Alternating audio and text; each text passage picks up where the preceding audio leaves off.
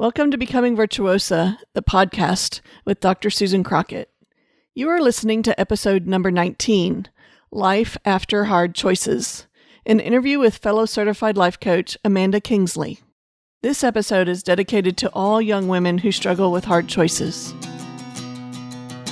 Welcome to Becoming Virtuosa, where women learn to love their lives. Do you find yourself frustrated by society's expectations? Looking for practical advice on how to discover your talents and level up your life? You found the right place. Here's your host, U.S. News top doctor, robotic surgeon, and certified life coach, Dr. Susan Crockett. Hello, my virtuosas. Hello. I'm your host, Dr. Susan Crockett. As always, you can call me Sue because here I am not your doctor. I am a doctor. I may be your doctor, but today I am not in this setting. We are getting ready to have a really, really amazing lesson today. This is a skill that I'm going to teach you guys. It's kind of an upper level skill. This is not for like beginner level, entry level emotional brain management. This is a higher functioning, higher level skill. And we're going to have a great interview with Amanda today. I'm going to introduce her in just a minute, but before I get into that, I wanted to talk with you just a little bit about what's going on outside in Texas. It has been the craziest week. I've got fawns being dropped on my lawn. That's right. The deer are dropping their fawns, and we have a itty bitty tiny newborn baby that was just dropped 2 hours ago. And that is just amazing. And then elsewhere in Texas, you would never know it was so peaceful and beautiful because tornadoes have been hitting. So tornado hit two of my friends' houses the night before last, and they are struggling with that. And I'm just like, life is so brutal. It can be so beautiful and so brutal and all at the same time. And we are here just to enjoy it all, I think. So thanks for being here with me. Thanks for listening to another day on the podcast. You might remember when I started this podcast, if you listened to episode 1, that I made a pretty big deal out of wanting to have this to be a very inclusive podcast, that my target audience, yes, is mainly women, but this, if you're a man, if you're transgender, if you're a woman, no matter how you identify yourself, you're welcome to be a listener and participate and go on this Becoming Virtuosa journey with us, which is becoming the best version of yourself. I talked about how it doesn't matter what race you are, where you live in the world, what your religious preferences are, your sexual orientations, whether you're young or old. I really don't care. This is an all-inclusive, safe place. So when I said all those things, those are things that are generally considered how people are, right? We don't get to choose where we're born. We don't get to choose our color of our skin. Some of them, like religion, we get to choose and make choices about as we grow. But most of these are things that are about how people are. Today, I'm going to challenge you with a much deeper idea. This is like inclusion 201 instead of level 101. We're going to extend it from how people are to what people do. So we're going to talk a lot today about holding space for two very different ideas at the same time. And you can think about these as being weights that you hold in each of your hands. So you have two different weights. You hold one in your right hand and one in your left. And we're going to hold both of them at the same time and hold space for them at the same time. In one hand, we're going to hold things that we believe, things that you believe or that you think should happen. And in the other hand, we're going to hold space for still being loving and compassionate with others and or yourself when you or they make decisions that contradict that should or that belief. So this is a skill. This is a meta skill. It takes practice. It's a skill of suspending the judgment or the should in order to fully love and have compassion for another human being, or to fully love and have compassion for yourself. So today's topic is about life after hard choices. If we live long enough, we all have the opportunity and the privilege of making hard choices. Every hard choice we make is a fork in the road of the path of our lives. It's the path taken and a path not taken. So hard choices challenge our beliefs. Beliefs, I know a lot of you want to think that beliefs are like circumstances. They're not. Beliefs are our thoughts about things in the world. They are hardwired into our being. They're hardwired from birth by our society, our families, our genetics, our habits. They are our core beliefs.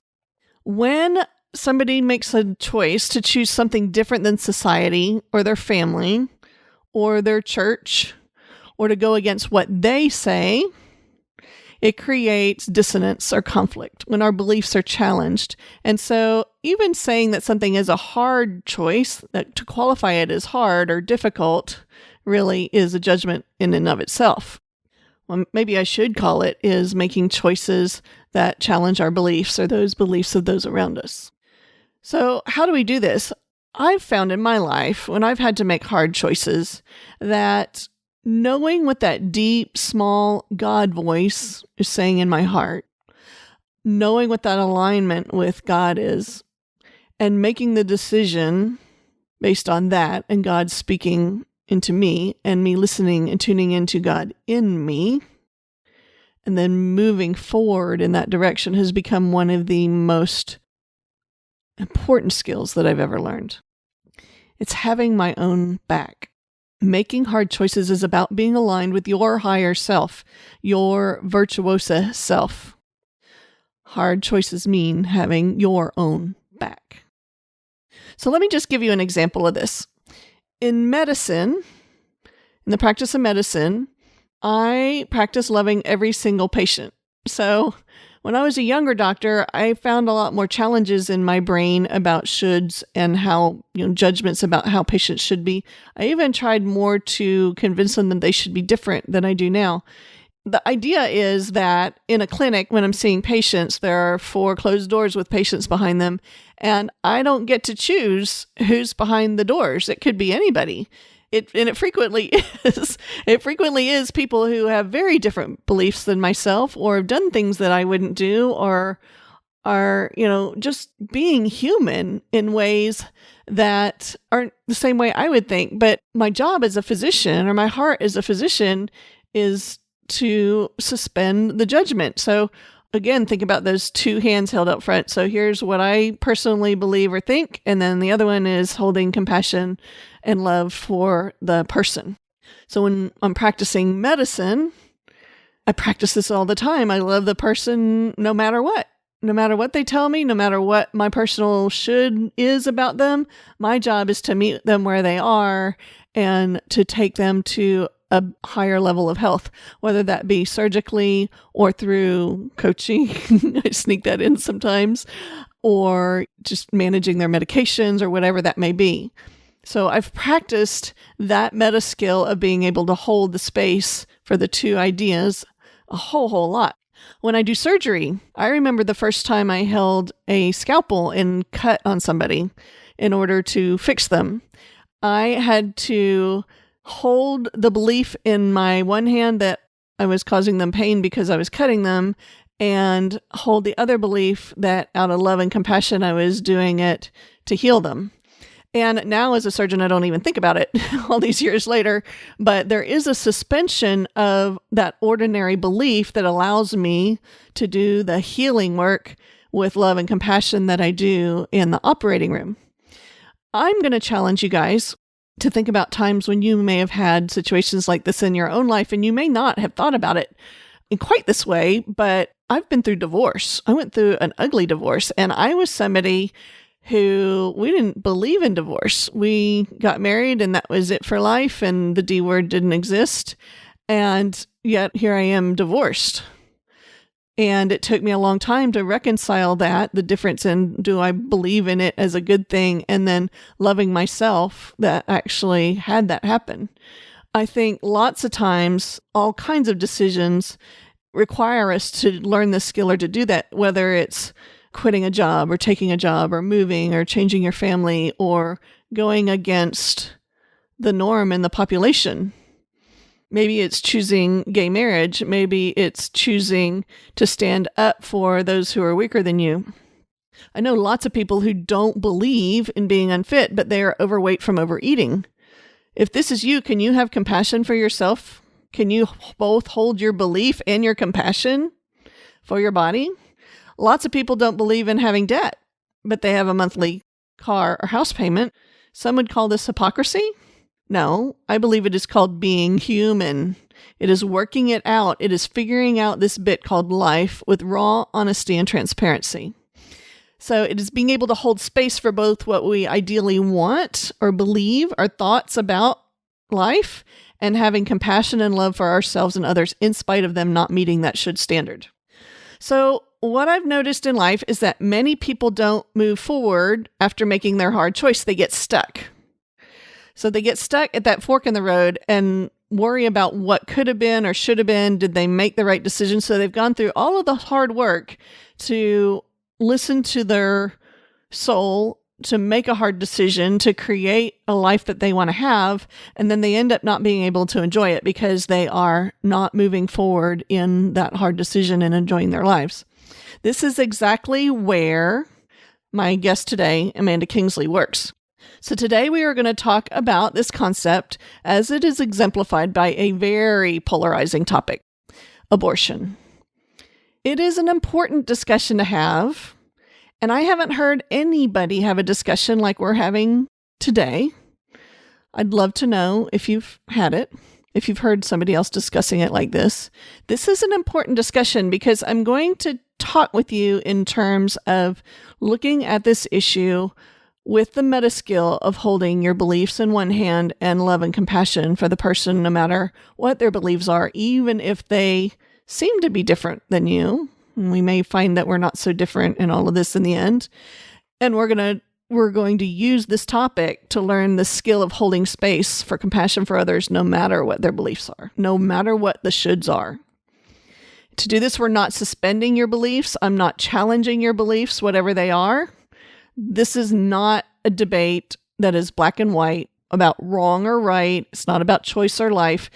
What we're doing today is we're having an important discussion because I live in a conservative state, Bible Belt. I live in a state where 78% say they're Christian, and fully half of those consider themselves evangelical Christians. Yet at least 40% of my patients, maybe more, who haven't told me, when we're taking their history and their intake, they have had a pregnancy termination somewhere in their history. So it's very evident to me as I go about the practice of medicine that we have to hold the space from what we think.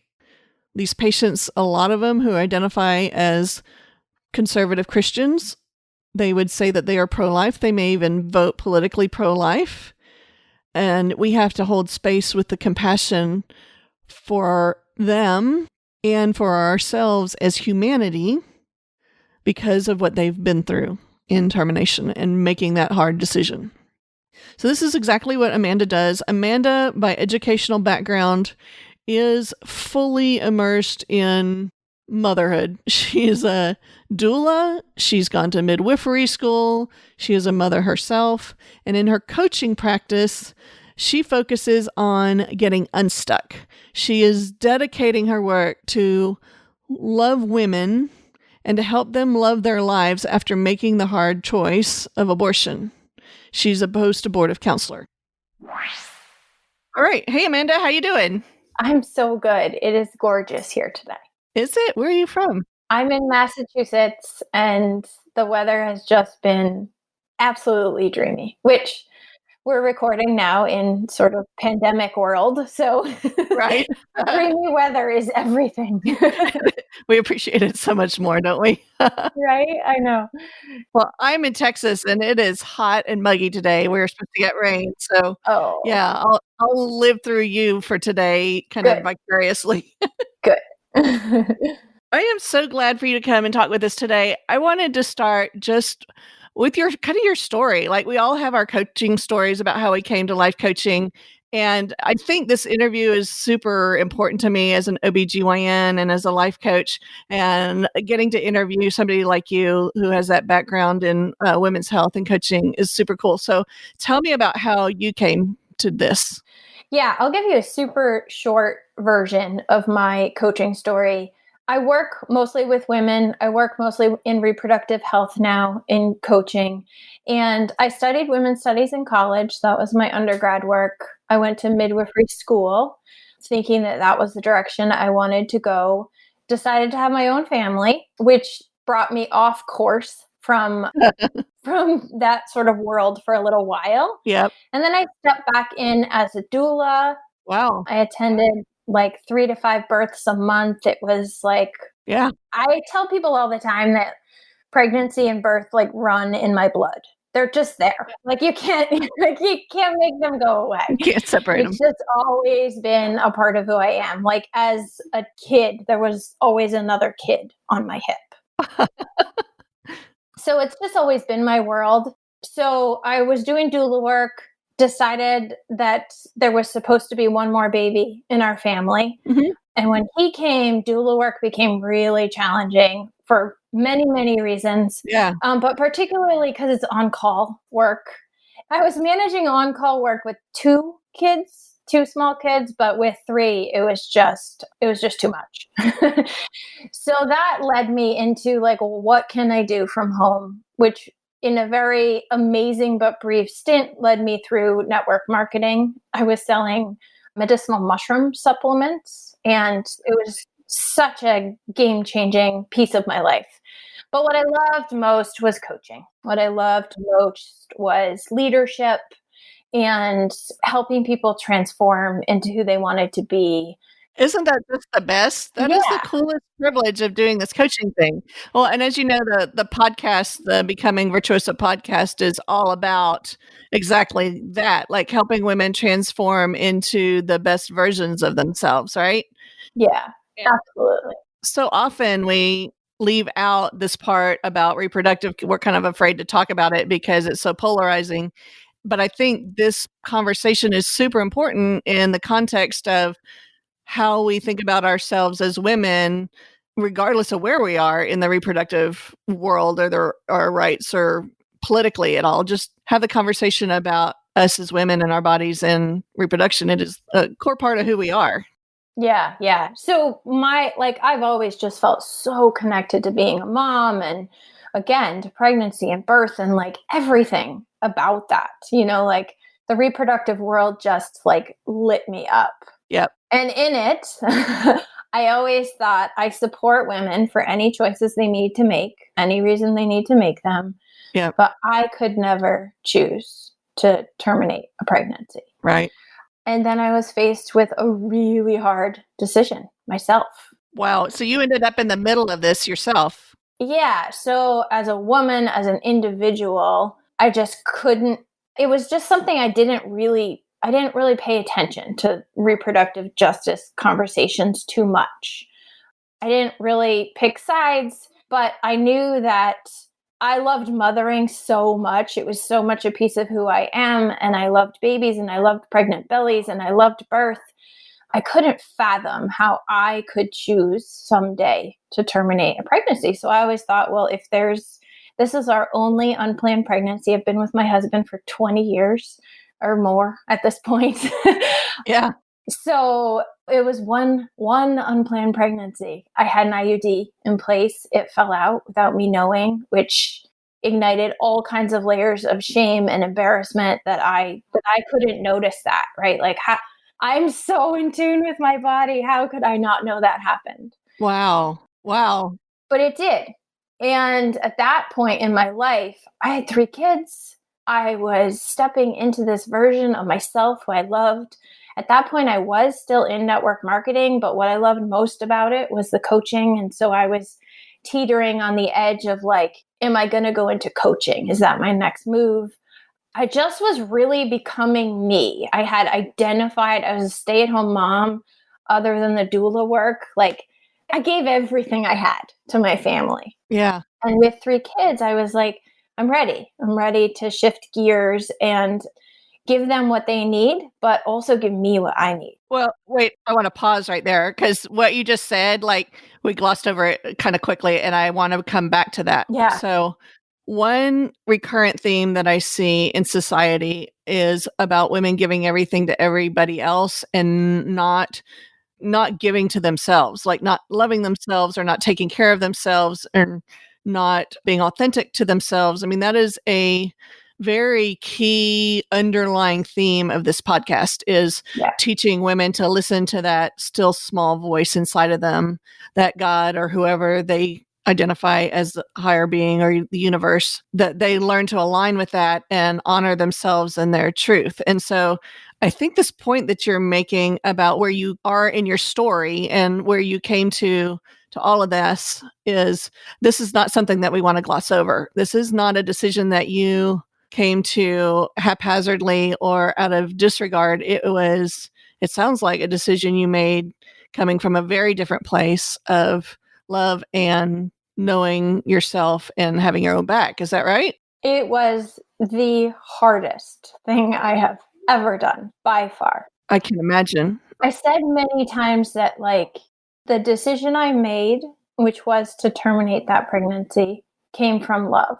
And had I made a decision out of fear, it would have been to keep the pregnancy because I knew I could have handled it, right? Like I could have figured it out.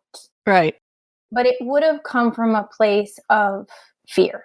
It was so strange, but that was the easy way out. The easy way out would have been to have another baby. Now that's flipping this on its head. So crazy, right?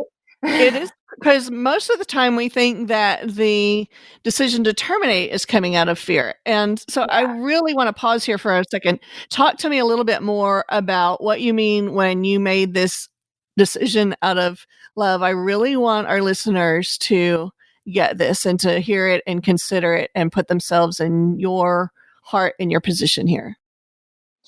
Yeah, it's hard. And people make this choice for all different reasons. But for me, I had to look at the family I had to look at the marriage I had, and I had to look at who I was and say, what's in the best interest? What's in the highest good of everyone here? Mm-hmm. And for us, I don't know. I'll never know where I would have been if I'd made a different choice. Right. But for us, I wanted to be a mom of three. I couldn't fathom how I could give myself, my marriage, and another baby. Anyone who's listening who is a mother, which I'll assume is a good portion of your audience, but I don't know. The way I did it, at least, it's an enormous sacrifice. Yes, it is. It's a sacrifice on your marriage. It's a sacrifice on your well-being.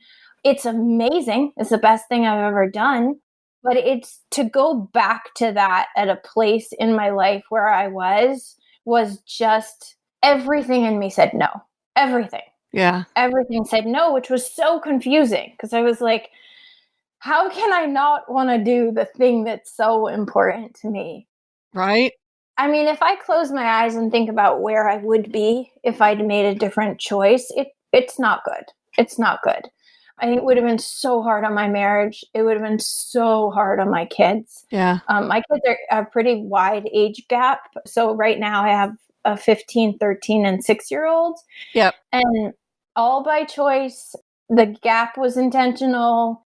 But it was really hard on my older kids when he came. It was a shock. It was an adjustment to the family. And I watched that happen, and they love him, and everything's perfect as it is now. Yep. But I couldn't fathom doing that again. Like I just, if I really think about it, we would be in a very different place. So I don't think you're that different from a lot of our listeners. So I think in the media, we see the polarization and the far ends of the spectrum so much. But what I see in my practice is much more common. I see much more commonly what you're describing, and yet nobody talks about it, which is probably a full 40% of my patients when we take reproductive history, and I'm in Texas, like I'm in conservative Texas, a good 40% of those women at some point have made a decision to terminate a pregnancy.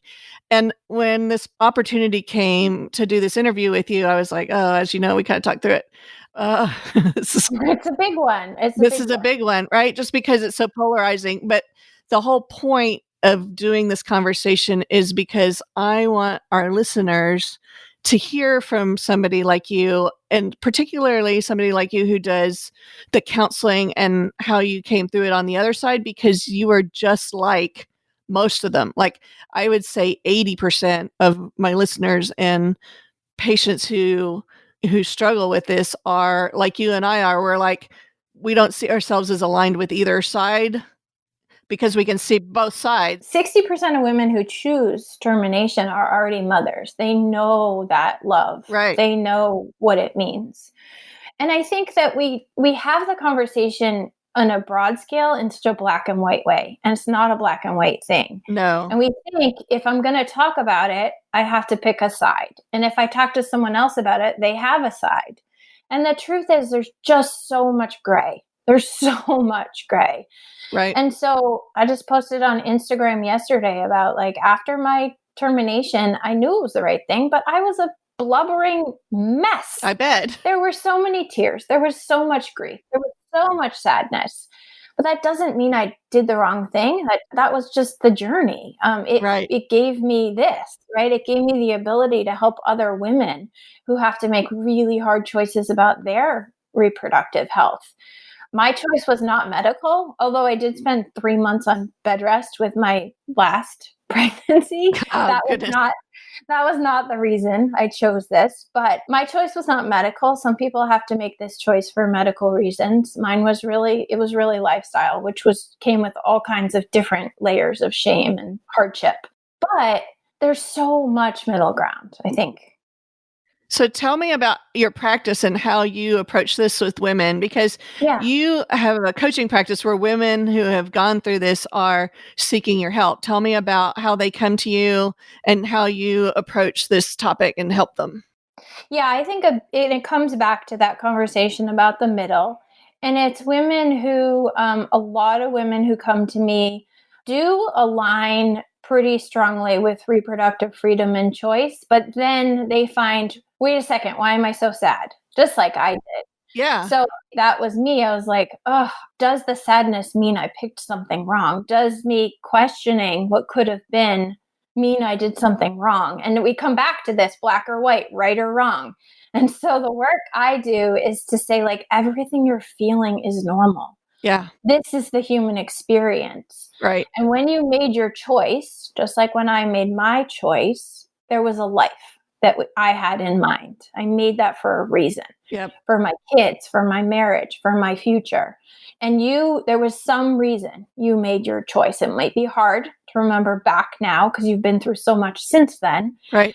But what was that choice? And how do we get you back on track to live that life that you made it for, so that you're present again, so that you're alive again, so that you're experiencing joy in your life and you're not feeling like there's this dark piece of your past that you have to hide or it made you weaker some way, because it didn't. Exactly. So I think this process of disruption to the dream or the life happens regardless of which black or white side women identify with.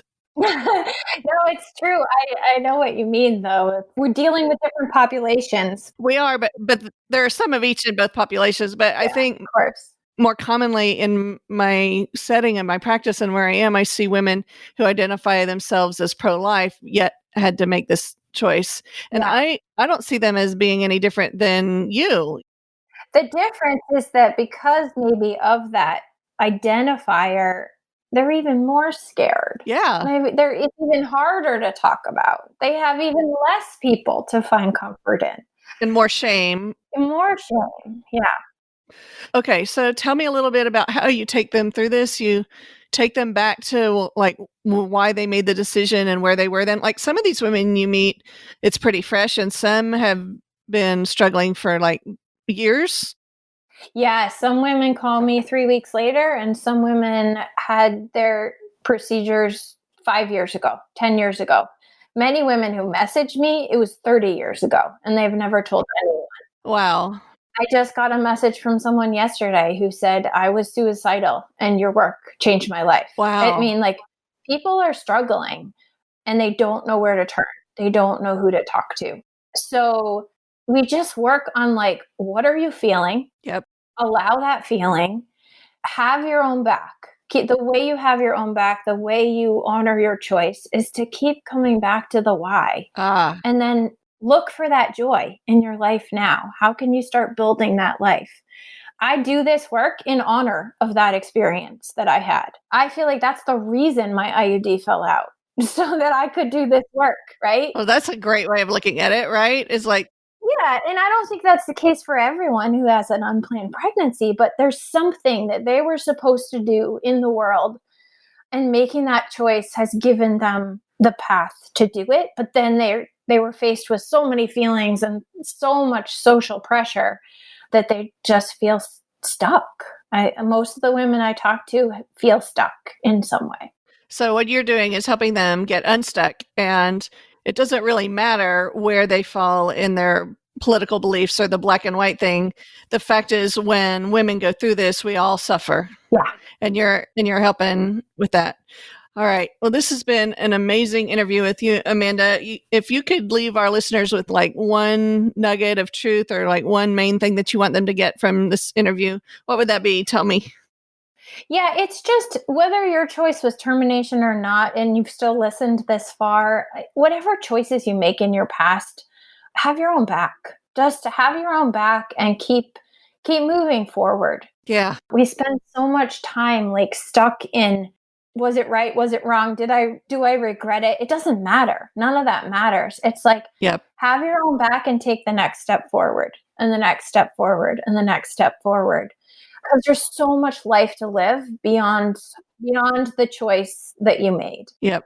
Beautiful. I can argue that choice made you stronger. You may not see that yet. So just have your own back and take one little step at a time.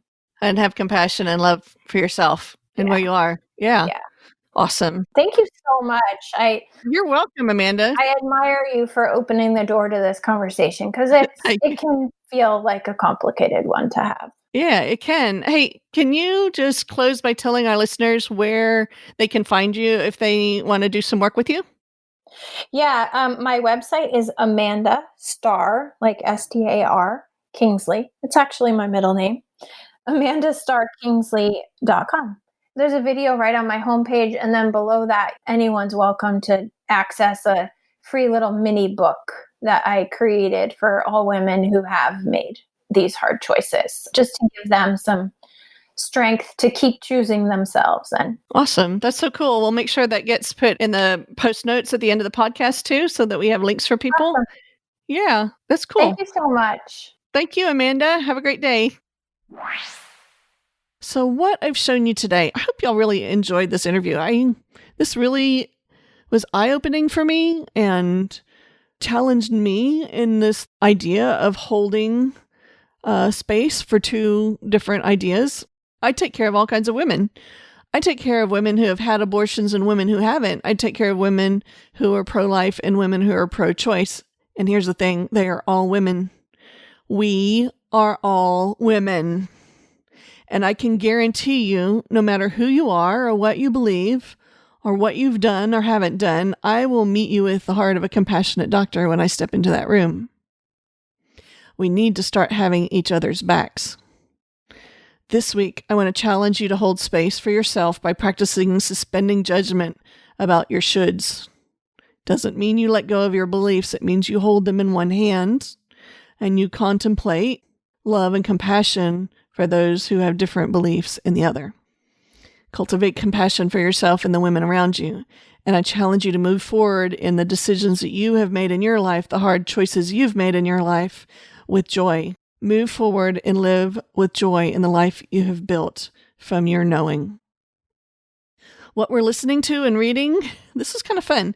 So Amanda and I both picked parts of this. So I am listening to a new artist new to me, called Breaking Benjamin. There's an album out called Dark Before Dawn, and my teenage son actually shared this with me. There's a gorgeous song called Ashes of Eden, and I just love it. So I thought that was a great new find to put on the podcast today. Y'all know how I love music. Amanda chose the book. It's called Human Design, Discover the Person That You Were Born to Be. It's by Chetan Parkin. And she's binge watching Anne with an E. Well, I hope you've had a fabulous week. I hope you've enjoyed the podcast. If you have, or you find it thought-provoking, I hope you'll share it. Next week, we are doing another really cool kind of thought-provoking interview. We're interviewing one of my coaches, Margot Hanley, and we're talking about parents and family members of LGBTQ kids. So, I know an awful lot of parents. I see a lot of them in my practice that this impacts. It is going to be a really amazing, amazing podcast. I hope you'll tune in. And until then, my virtuosos, have a wonderful week. Love always, Sue. I will see you next week in episode 20. Thanks for listening to this episode of Becoming Virtuosa. If you want to find out more, come check out virtuosacoaching.com. That's virtuosa with an A, coaching.com. See you next week.